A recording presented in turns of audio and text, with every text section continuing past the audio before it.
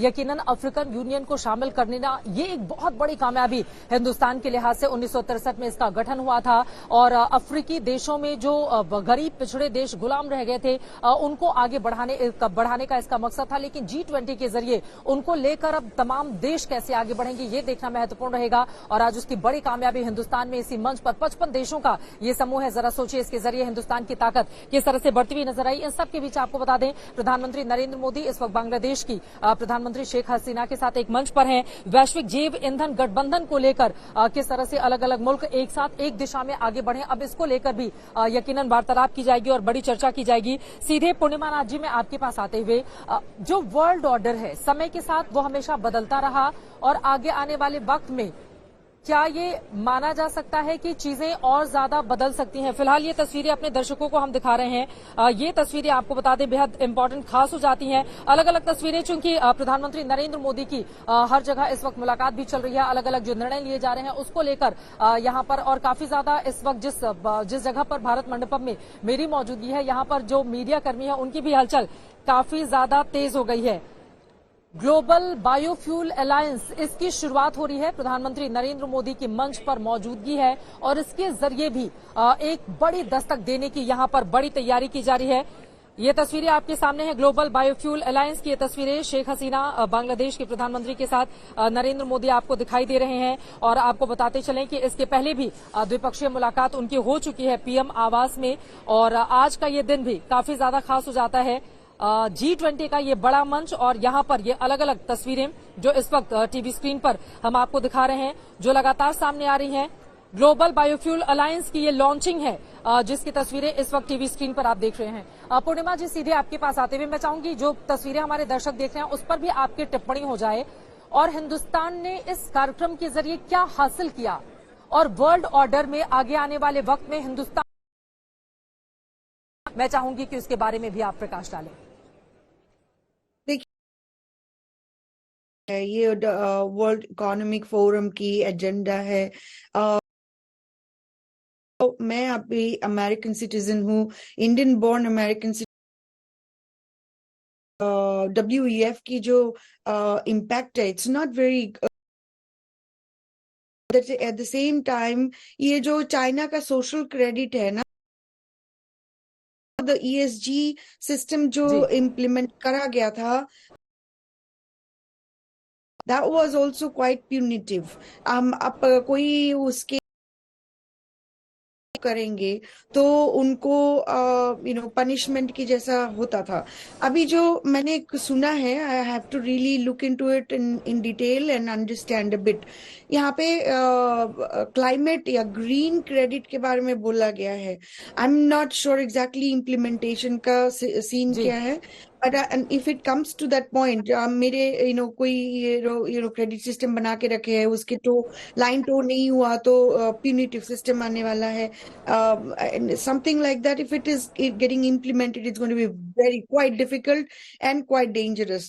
But question ये था कि इंडिया क्या हासिल किया है। मैं ये बताऊंगी कि इंडिया का G20 जो है ये एब्सोल्युटली यूनिक था। ये सिर्फ देश जो G20 की मेंबर्स थे वो नहीं थे, ऑब्वियसली गेस्ट को बुलाए। To support respective net zero targets, to solve the energy quadrilemma, to strengthen circular economy and provide कि क्या बातचीत हो रही है वहां पर।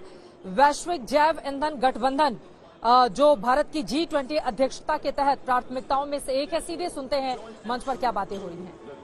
Biofuels Alliance with multi-stakeholder support spanning 19 countries and 12 international organizations will identify and address the challenges inhibiting biofuel adoption and production, development and adoption of internationally recognized standards and sustainability requirements, help in reduction in global transportation emissions, increase access to clean cooking fuel, increase farmers' income, and expand biofuels adoption. पहले ही एक वैश्विक जैव ईंधन बनाने की बात हुई थी और उसमें कामयाबी मिलती हुई भी नजर आ रही है। यहाँ पर तस्वीरें लगातार आप देख रहे हैं जो यकीनन हिंदुस्तान के लिए जो जो लक्ष्य हमने तय किए थे, जिस पर बात करेंगे, आपसी सहमति बनाएंगे, उस पर कामयाबी मिलती हुई एक एक करके वो तस्वीरें भी लगातार सामने आ रही हैं। अब मैं सीधी वंदना राणा जी आपके पास आते हुए, आप चूंकि एआई एंड डेटा की माइक्रोसॉफ्ट के निदेशक हैं, आपसे बातचीत करना बेहद खास हो जाता है।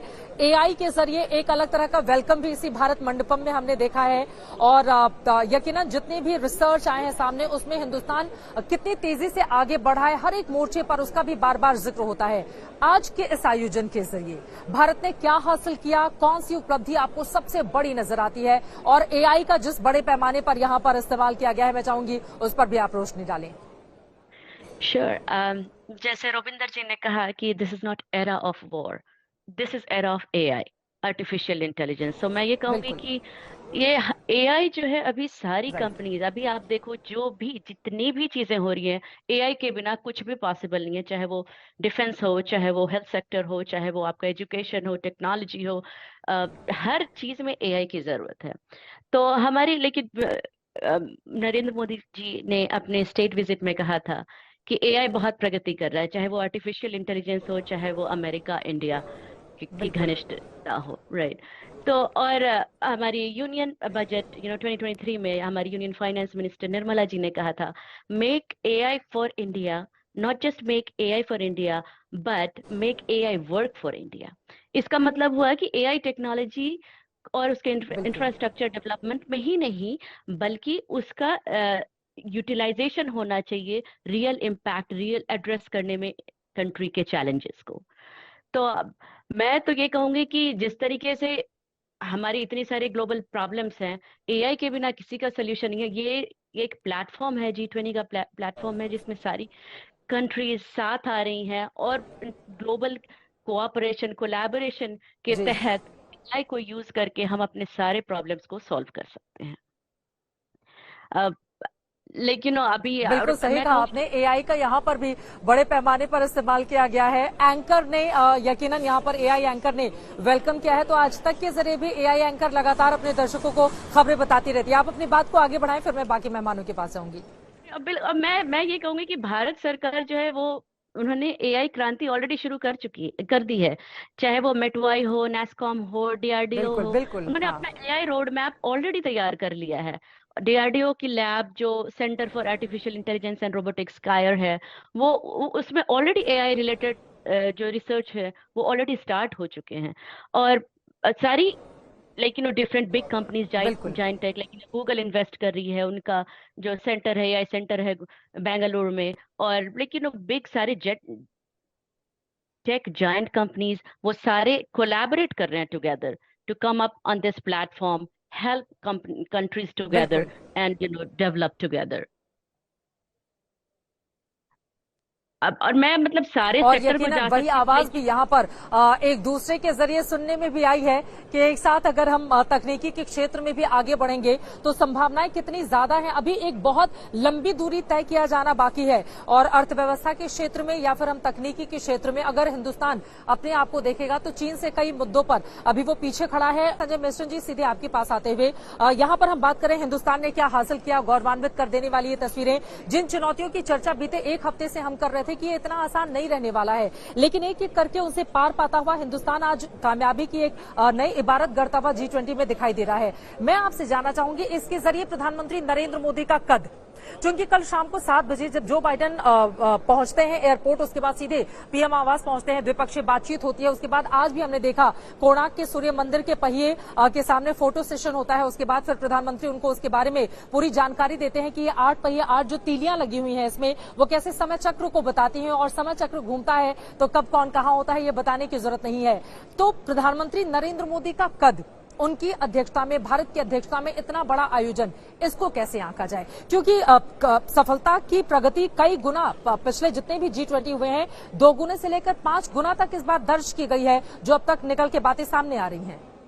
संजय मिश्र जी। चित्रा, जहां तक प्रधानमंत्री जी का सवाल है, उनका कद तो बढ़ता ही है, पूरे हिंदुस्तान के अलावा पूरे विश्व में बढ़ता है और आज उनकी छवि बहुत ऊंची हो जाती है और पूरे हमारे देश की छवि बहुत ऊपर हो जाती है और इसके कई कारण है। देखिए, हर चीज कोई लीडरशिप से स्टार्ट होती है तो लीडरशिप और उन्होंने सही टीम को चुना है, जैसे उनके शेरपा या मिनिस्टर ऑफ एक्सटर्नल अफेयर्स और जो टीम है, एक सही टीम का चुनना बहुत ही जरूरी है, वो उन्होंने अच्छी चुनी।